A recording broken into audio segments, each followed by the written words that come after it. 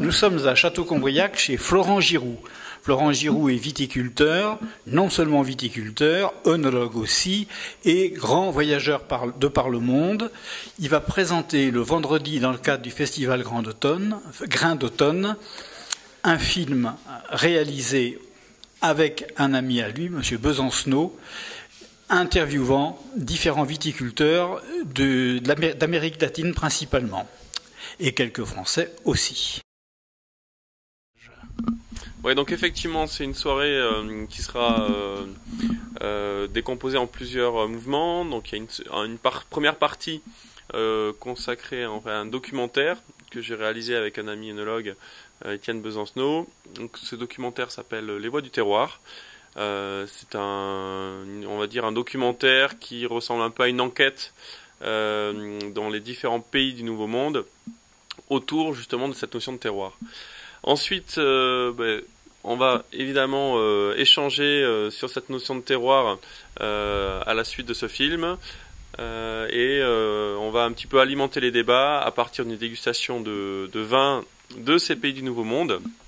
Et ensuite, il y aura Vincent Lucas, donc un chef étoilé qui travaille en Dordogne à Sainte-Sabine, qui nous fera ce qu'on appelle un show culinaire, c'est-à-dire qu'il va un petit peu revisiter à sa façon lui ou en tout cas avoir une interprétation du terroir à sa façon sur 7 plats différents.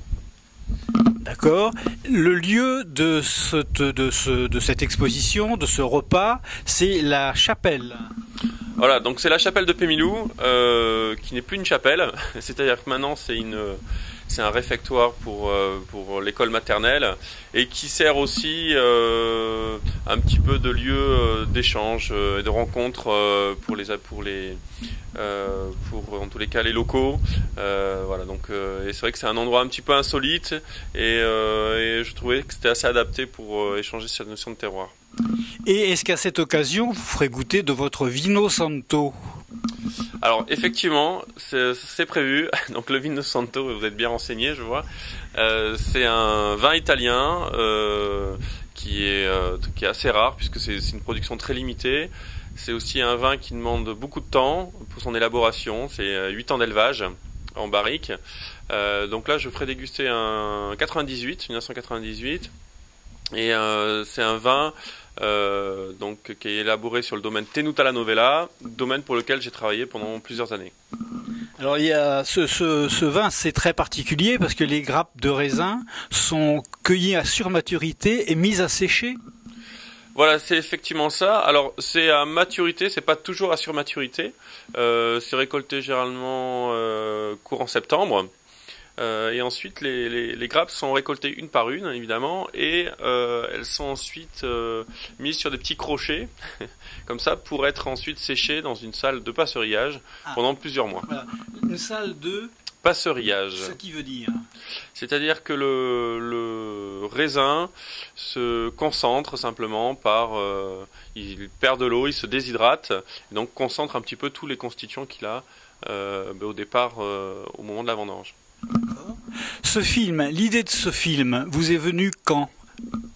Alors, en ce qui concerne les voies du terroir, c'est simplement après une formation d'énologue à Montpellier.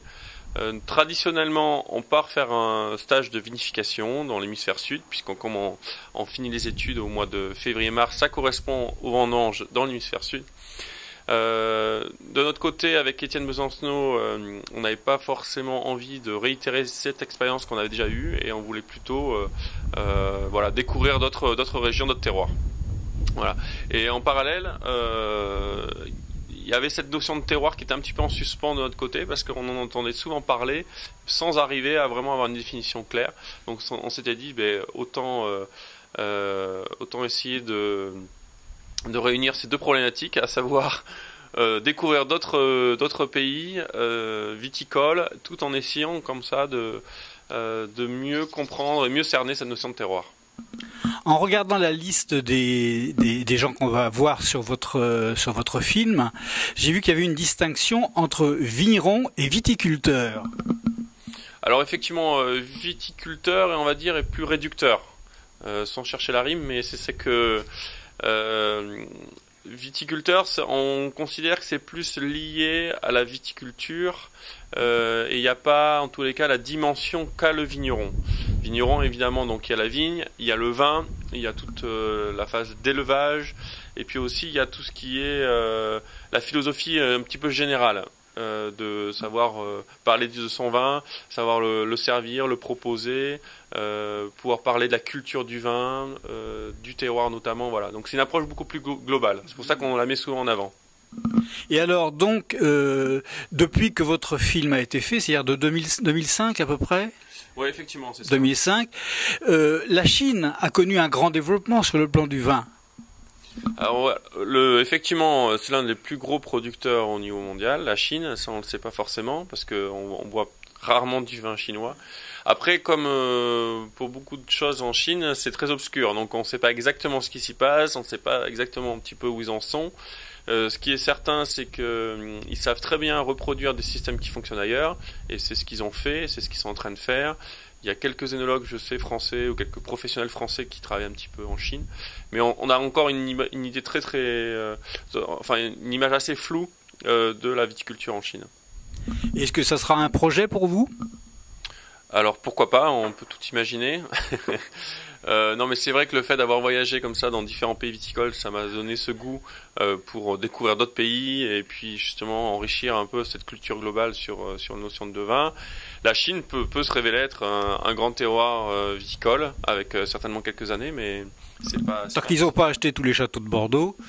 Ouais, alors effectivement, ça fait un peu partie de leur stratégie, hein, d'investir à Bordeaux ou en Champagne ou ailleurs, dans grands pays viticoles, grandes régions viticoles, et ensuite d'importer tout ce savoir-faire qui est difficile à acquérir. Parfait, vous nous redonnez la date de cette soirée? Donc c'est vendredi soir, ça approche à grands pas, à partir de 19h30. Donc soirée avec un accès libre pour simplement la projection du film. Et ensuite, une soirée payante pour le show gastronomique et la dégustation de vin. Et votre relation avec le festival Grain d'Automne, ça s'est passé comment? C'est par le biais de l'association Passerelle, qui est très active dans notre région, sur La Force, sur Prigorieux, exactement, notamment avec Stéphane Duguay, qui m'a contacté. Lui organise un concert le samedi soir, et dans le cadre de Grain d'Automne, et m'a demandé si jamais, dans ce cadre-là, il était possible d'avoir une animation autour du vin. Donc je lui ai proposé une soirée comme ça, et après j'en ai parlé rapidement à Vincent Lucas, qui lui a été très emballé pour lancer aussi quelque chose. C'est une très belle idée, on va vous souhaiter une excellente soirée. Merci, puis voilà, la seule chose qu'il faut penser à réserver avant de venir, c'est pour ceux qui souhaitent participer au voyage gustatif. Voilà. Parfait, merci beaucoup. À bientôt, au revoir. Au revoir.